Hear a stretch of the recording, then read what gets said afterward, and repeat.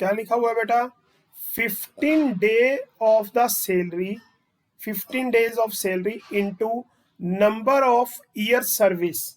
Number of year service अगर हम देखें तो 33 ईयर 9 मंथ है बेटा, तो 33 ईयर तो पूरे हो गए।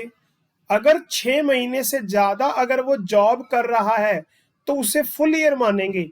तो यहां पर लिखा हुआ है 33 ईयर 9 मंथ, तो मैं यहाँ पे इसे कितने मानूंगा, 34 ईयर मान लूंगा।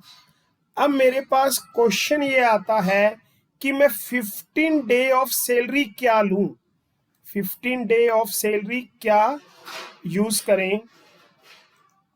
तो बेटा यहाँ पे ध्यान से देखना, मैं ऊपर जा रहा हूं वापस।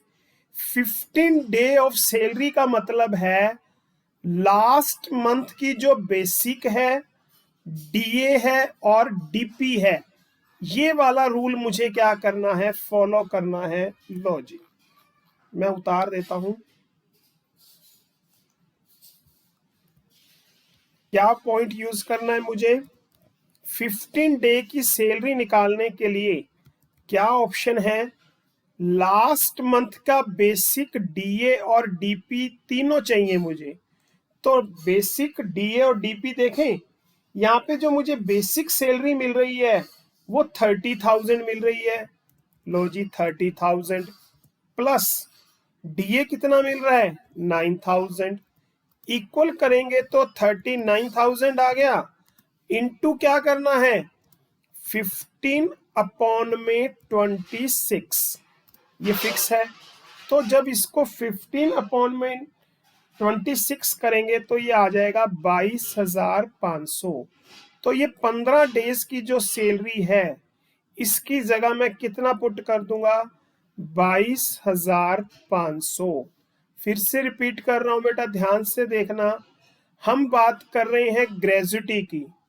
ग्रेजुटी के लिए मैं अपने एम्प्लॉइज को दो हिस्सों में बांटूंगा, एक गवर्नमेंट एम्प्लॉय और एक non government employ.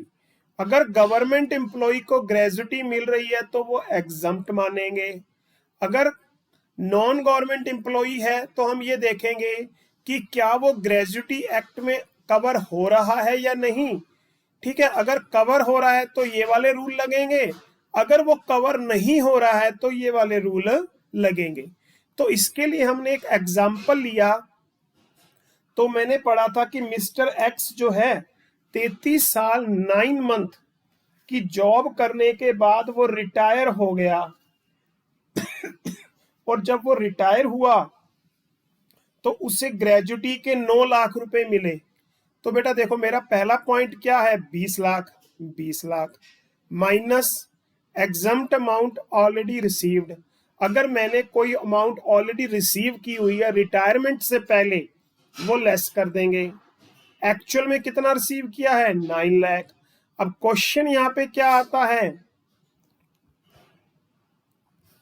15 day of salary into number of year service. तो क्वेश्चन में लिखा है 33 ईयर 9 मंथ, तो 33 ईयर पूरे हो गए और 9 मंथ 6 मंथ से ज्यादा है तो पूरा मान लिया। तो यहाँ पे कितने से मल्टीप्लाई करेंगे, 34 से हम इसे क्या कर देंगे, मल्टीप्लाई करेंगे। तो नंबर ऑफ ईयर सर्विस कितने बन गए, 34। अब क्वेश्चन आता है कि इसकी जगह क्या पुट करें।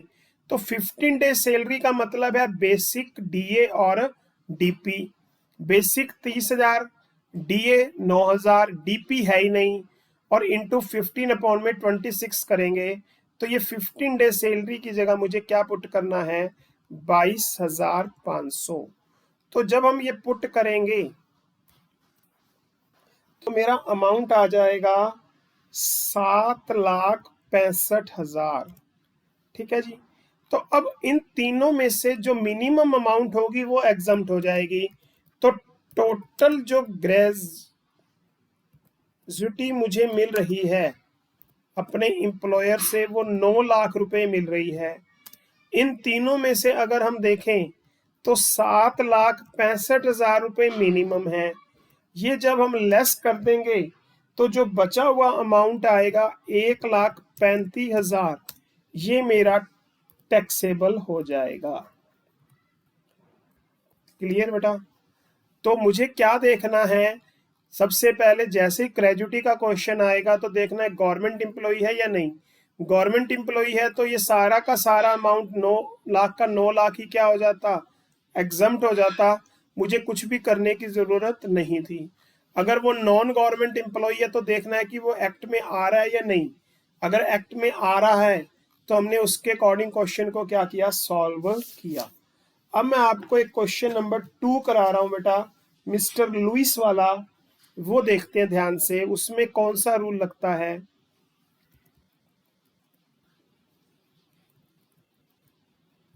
क्वेश्चन नंबर 2, चलो जी बढ़ते हैं। Mister Louis retired from on 20th February 2020 from the post of a manager of a company after 25 year। 25 साल जॉब करने के बाद वो रिटायर हो गए, ठीक है जी। During the 10 month ending on 31 जनवरी 2020 he was drawing a monthly salary 60,000 and conveyance allowance 5,000।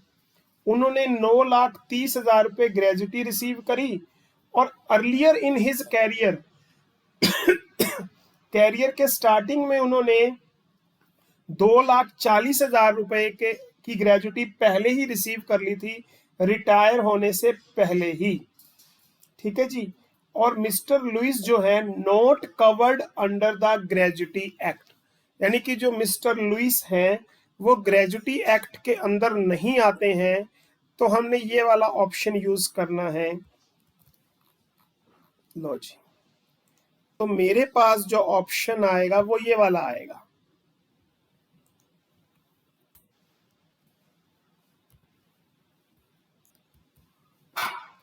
चलो जी, तो देखते हैं, वही पहला पॉइंट तो सेम है, क्या है, 20 लाख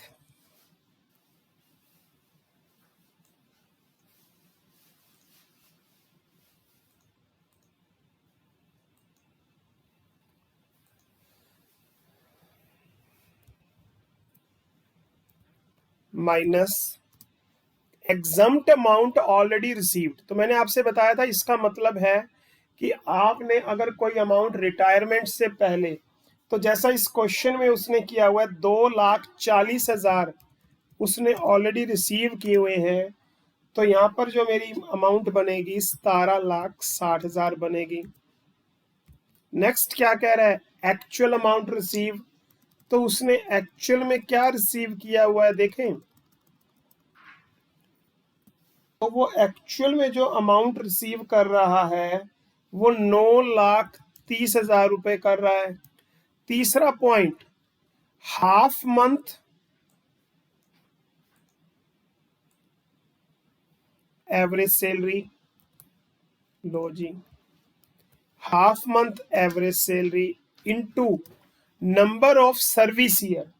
तो यहाँ पे लिखा हुआ है क्वेश्चन में कि उसके नंबर ऑफ सर्विस ईयर कितने थे, 25।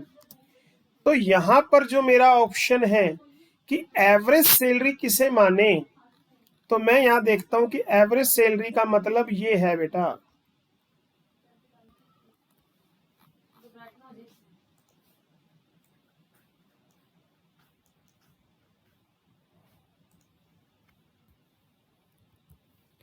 एवरेज सैलरी का मतलब है last 10 month from retirement, retirement से लास्ट 10 मंथ की सैलरी लेनी है, जिसमें क्या क्या लेना है, basic, DA plus commission. Clear बेटा, तो लास्ट 10 मंथ की सैलरी का एवरेज लेना है, उसके लिए उसने मुझे हेल्प की हुई है फर्स्ट पैरे में, ड्यूरिंग द 10 मंथ एंडिंग उसकी सैलरी कितनी थी, 60,000।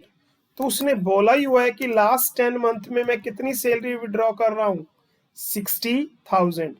तो मैं इस हाफ के आगे क्या लिख दूंगा, 60,000 लिख दूंगा। तो मेरा जो आंसर आएगा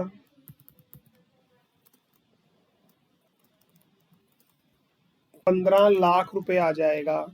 तो 17,60, 9,30, तो 9,30,000 जो मैं एक्चुअल में ग्रेजुटी रिसीव कर रहा हूं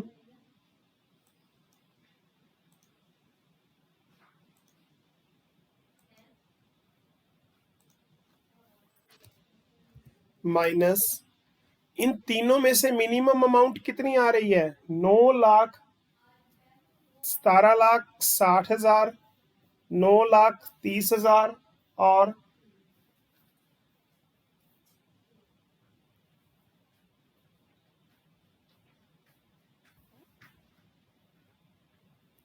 ठीक है, लो जी, और इसका हम कर देते हैं हाफ, तो ये आ जाएगा 7,50,000, क्योंकि हाफ मंथ बोला है ना बेटा, उसने क्या बोला है? Half month. तो 60,000 इंटू 25 और उसका हाफ कर दो, चाहे आप 60,000 का हाफ कर दो, एक ही बात है। तो आपकी कितनी आ गई सैलरी?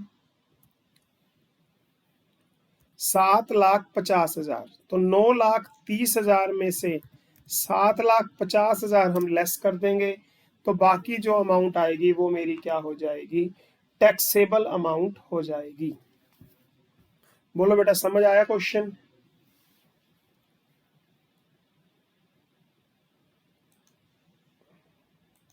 और कराऊं या अभी बहुत है इतने आज के लिए?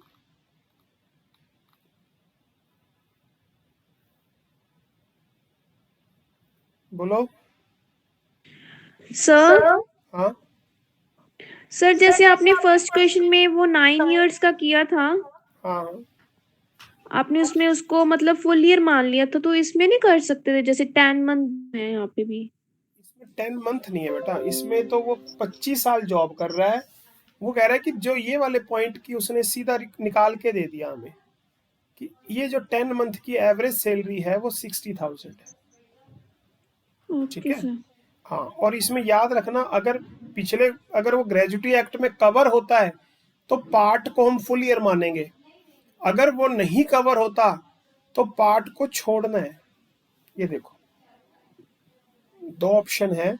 अगर तो वो कवर होता है तो पार्ट अगर 6 महीने से ज्यादा है तो फुल ईयर मान लो, अगर वो कवर नहीं होता है तो पार्ट छोड़ना ही है, चाहे वो 6 महीने हो चाहे 7 महीने हो। मान लो अगर वो पिछला क्वेश्चन होता और वो कवर्ड ना हो रहा होता तो मैं 33 ईयर ही लेता, 9 मंथ छोड़ देता। Okay sir. और कराऊं या बहुत है इतने आज के लिए? सर बहुत है। ठीक है, अभी करेंगे कल फिर ग्रेजुटी एक्ट बेटा हम दोबारा से। Okay sir.